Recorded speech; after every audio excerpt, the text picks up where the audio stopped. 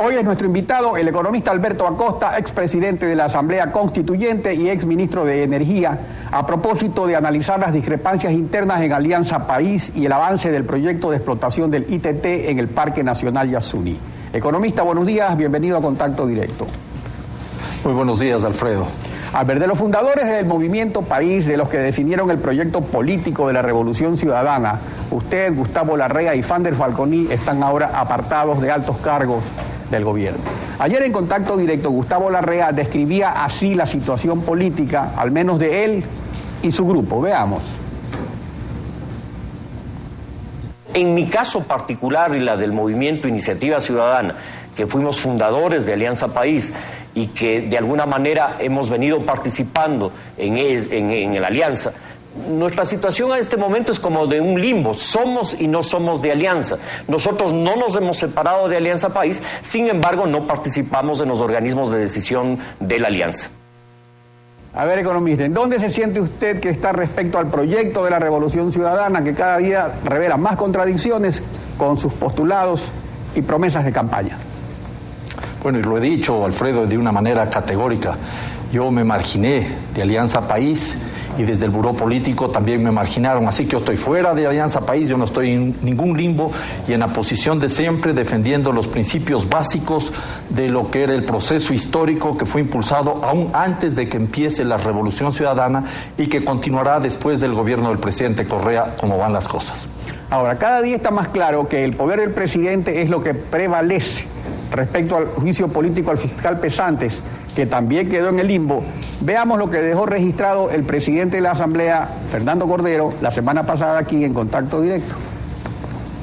Reconozco, como todos los ecuatorianos, de que la opinión del presidente incide, claro que incide, pues es una opinión autorizada que influye incluso en la Asamblea y en sus asambleístas, en los del movimiento País.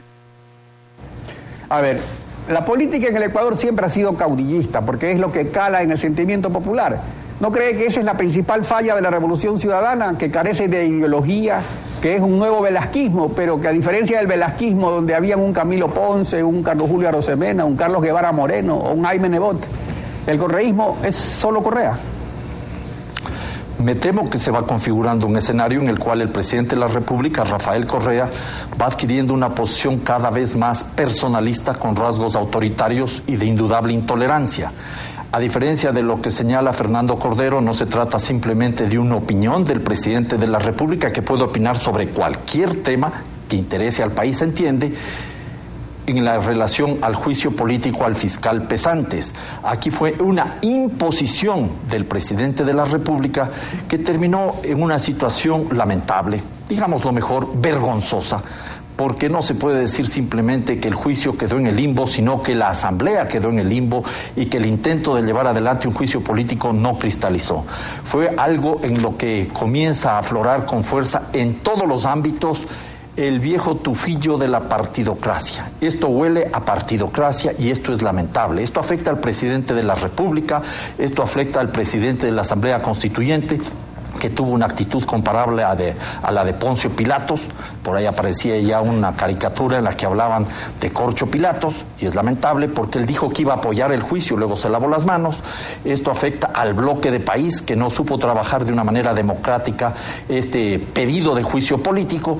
Esto afecta a la Asamblea en general y en particular también a la oposición, que se escondió el rato de votar y luego tratar de montar un sainete. Y para completar el asunto, también creo que queda afectada la figura del fiscal, que debió haber sido la primera persona en exigir que le lleven a un juicio político si él tiene los argumentos suficientes para demostrar ante la sociedad que no tiene nada que ver en las acusaciones formuladas. Y para colmo, en una suerte de sainete, el día de ayer he visto que han colocado una placa para recordar cómo el señor fiscal se fugó del juicio político, se escapó del juicio político y no dio la cara frente a la sociedad. Bueno, vamos ahora a la iniciativa ITT, proyecto bandera de la revolución lanzado cuando usted era ministro de Energía. ¿Cuál es su impresión? ¿Cree usted que se concrete con el apoyo moral de Ivonne Bacchi, Leonardo DiCaprio y Bob Derek? ¿Cómo va esta iniciativa? Mire, esas posibilidades de apoyo moral son muy poco útiles. Lo que todavía no se concreta, y esto es preocupante, el famoso fideicomiso. Recuerde usted que el problema surge en agosto, el 9 de agosto del año 2010, del año en curso, cuando el presidente de la República dice que en el fideicomiso se trataba de imponer una serie de condiciones al país, lo cual era totalmente falso. Y luego de la agresión que recibe el proyecto, porque fue una verdadera agresión, de parte del propio presidente de la República, que le dio un golpe que terminó por la salida de su canciller, Fan de Falconi, uno de los puntales del proyecto, y la salida del equipo negociador, se han tomado ya casi 4 meses y no llegan a la firma del fideicomiso. Yo creo que ahí tenemos que esperar a ver cuándo se firme ese fideicomiso y cuál es el contenido de ese fideicomiso. Por ejemplo, dentro del fideicomiso debe quedar con absoluta claridad establecido cuál es el espacio que se considera como el campo Ispingo, Tambococha y Tiputini. El ITT tendría que estar georreferenciada toda la limitación de ese campo para evitar que luego lo traten de acomodar, de quitar una letra, con lo cual terminarían el proyecto. Y nada de eso sabemos hasta el momento, pero terminado el fideicomiso, firmado por el presidente de la República, hay que ver si este es suficientemente potente como para dar garantías a los potenciales contribuidores para tener los recursos suficientes. Por otro lado, vemos que avanzan aceleradamente sobre eso, algunos preparativos. Sobre eso sí, era que quería, porque por un lado está lo de la iniciativa que, como usted dice, está estancada. Pero entre tanto, el plan B, se están dando los últimos pasos legales para la constitución de Petro-Sinopec, empresa mixta conformada por Petroecuador con el consorcio chino-Sinopec para explotar el ITT. Y también se reporta en marzo 30 de una reunión de funcionarios de Petroecuador y el Ministerio del Ambiente en Tiputini, donde autoridades locales, pobladores y la comunidad guaorani han expresado unánimemente, dice el informe, su acuerdo con la explotación a condición de que se cumplan los compromisos en beneficio de los pobladores. Pero aquí nuevamente la bola va a la Asamblea. A eso es lo que yo quisiera llegar, porque usted dice que está en el limbo, se quedó en el limbo con Pesante. Pero aquí tiene que intervenir la Asamblea. Usted, como uno de los coautores de la Constitución, díganos, según el artículo 407 de la Constitución, ¿qué le corresponde hacer la Asamblea frente a este avance evidente que existe para la explotación? Bueno, yo en primer lugar anotaría que hay que esperar a ver cuál es la decisión final. Si es que el gobierno pretende incursionar en el campo ITT, hay varios problemas y varias dificultades legales que tienen que intervenir. Uno, según el artículo 57, no puede haber ninguna actividad extractivista en aquellas zonas donde haya presencia de pueblos no contactados. Esto es válido para el ITT, donde están directamente los Tagaeri y Taromenane y seguramente los Doña Menane, y también fuera del campo Yasuní, en el campo Armadillo, que es otro asunto. Ese es el artículo 57. Ahora, para explotar recursos naturales en las áreas protegidas, de acuerdo al artículo 407 de la Constitución, tiene que pronunciarse la Asamblea y declarar de interés nacional. Previamente, naturalmente. Claro. Pero mire, Alfredo, la tarea de exploración inicial ya se realizó. Sobre eso ya no se puede decir nada.